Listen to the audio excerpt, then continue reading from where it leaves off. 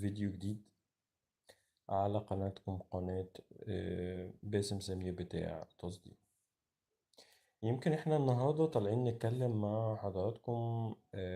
طبعا احنا هنا بننزل فيديوهات اكتر يعني فيها آه، يعني نقدر نقول ان هو نوع من الكونسلتيشن او فكرة الوان تو وان كونسلتيشن. احنا اتكلمنا في قناتنا التانية، قناة فيروز هاب اللي هي المنصة التصديرية. اتكلمنا حوالين فيروز فرانشايز، وازاي ان انت ممكن تدخل في الوقت الحالي فرانشايز، وليه تدخل دلوقتي في موضوع الفرانشايز دوت، وايه الميزة اللي ممكن الفرانشايز يقدمه لك، وتبدأ ازاي. والاهم من تبدأ ازاي، تبدأ بكام. يعني الاهم من ان انت تبدأ ازاي، هتبدأ بكام وهتبدأ امتى. ده اللي احنا هنبقى بنتكلم عنه النهاردة. طيب، احنا النهاردة او دلوقتي 14 مارس، فنقدر نقول انه في قدامنا فترة 16 يوم. ال 16 يوم دول هما نقدر نقول ان هما التسخين بتاع السيزون لفيروز فرانشايز، تحديدا فيروز اويل اند كوزماتكس فرانشايز. ايه فكرة الفرانشايز؟ وطيب ايه خطواته؟ طيب ازاي هنعمل ده؟ طب ايه الضوابط؟ طب انا عايز اطمن. طيب ماشي. فيرز فرانشايز، وتحديدا اويل اند كوزماتيك فرانشايز، بنشتغل على يونيك برودكت.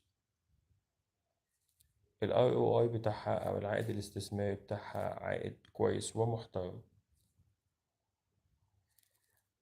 وعاملين شرايح. الشرايح دي بتبدأ من 5000 جنيه، وده لغاية أول إبريل، أو لغاية نهاية شهر مارس، يعني نهاية شهر رمضان الكريم. كل سنة وحضراتكم جميعا طيبين. طيب، الفرانشايز مفيد في إيه؟ الفرانشايز مفيد إن هو إحنا ما بنخترعش العجلة في الفرانشايز.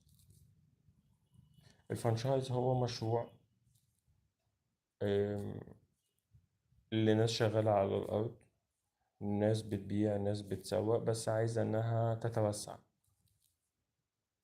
طيب، والحد اللي داخل هو داخل كأنه شريك في المشروع، وإنه بياخد عائد بدون إن هو يدخل في الهدك أو الصداع بتاع الإدارة والتسويق والمبيعات والضرايب والخصومات وكل قصة لطيفة ظريفة. فبالتالي الفرانشايز إن أنت بتبقى شريك بموجب حصة بيتم تحديدها، اللي هو قيمة الفرانشايز. وإنه في أغلب الفرانشايز، يعني كسيستم الفرانشايز، هو أنت عندك رقم وشير معين، لكن احنا في فيروز فرانشايز عاملين كذا كذا يعني كذا كوتا او كذا حصة تقدر ان انت تخش عليها. وكل حصة هي طبعا يعني هي 5000 ومضاعفات. وال5000 دي الكوتا بتاعتها افريج او متوسط 100. بتتكلم في انه الباكج اللي هي الاولانيه، الشريحه الاولانيه دي اللي هي بيبقى الباكج افريج 50 قطعه. ولما بنبدأ الشريحة اللي بعديها اللي هي شريحة 10,000، بنبدأ إن إحنا نتكلم في 120 قطعة، وهكذا. يعني بيبقى في نسبة وتناسب. طيب، إيه الحاجة اللي إحنا والناس كانت بتسأل عنها؟ طيب الخطوات بتبقى إيه؟ الخطوات إن إحنا حضرتك موجود. هل أولا حضرتك آم، شغال أونلاين، عندك ستور، شغال أصلا في البيزنس، ممكن تبقى موظف، بس موظف في أي مكان الفيلد بتاعك، بس عايز إن أنت يبقى عندك البيزنس الخاص بتاعك. الفرانشايز انت الارتباط او محور الفرانشايز هو ان انت آه، كل مسؤولياتك هي فكرة التزامك بقيمة قيمة الفرانشايز طبقا للشريحة بتاعتك. وبناء على ده الالتزام الوحيد بتاعك. هل انت عليك اي تاسكات، عليك اي هيدك، عليك اي حاجة؟ لا. هل انت ليك حاجة؟ كل اللي ليك انه الاتفاق في انه تمام، ان انت خلال فترة زمنية قد كذا الافريج بتاع العائد بتاعك هيبقى متوسطه قد كذا، وانه انت بتاخده بقى على دفعات طبقا للاتفاق وطبقا للشريحة والسيستم بتاعها. أم، وبيختلف على حسب انت واخد الفرانشايز، فانت عندك برودكتس، عندك يعني او عندك ستور، عندك مكان انت شغال من خلاله ولا لا.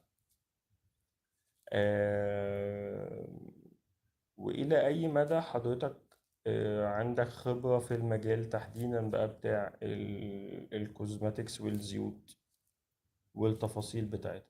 فأنت بتبقى واخد، فممكن بتبقى أنت يعني الفرانشايز في الحالة دي إن أنت بتبقى واخد أم، الفرانشايز بتاع البراند بتاع فيوز، فيرست كوزماتكس، واخده في المكان بتاعك، في الستور بتاعك، في المحافظة بتاعتك. فانت واخد فرانشايز ستور ولا فرانشايز شير؟ وبرضه يمكن هنبقى بنوضح الفرق ما بين فرانشايز ستور، سواء كان بقى ستور على الأرض أو اي ستور شغال أونلاين، ولا انت واخد فرانشايز شير. فانت مختار انه باكج من الاتنين. هتلاقوا طرق التواصل معانا موجودة في الديسكريبشن، وهنبقى مهتمين جدا. طبعا في ناس بدأت انها تتواصل معانا على الواتس، وهتلاقوه موجود في الديسكريبشن بتاع الفيديو. اللي عنده اي سؤال او استفسار، عنده تعليق سلبي او ايجابي، نرحب بيه. شكرا جدا لحضراتكم. كان مع حضراتكم باسم سمير بتاع تصديق.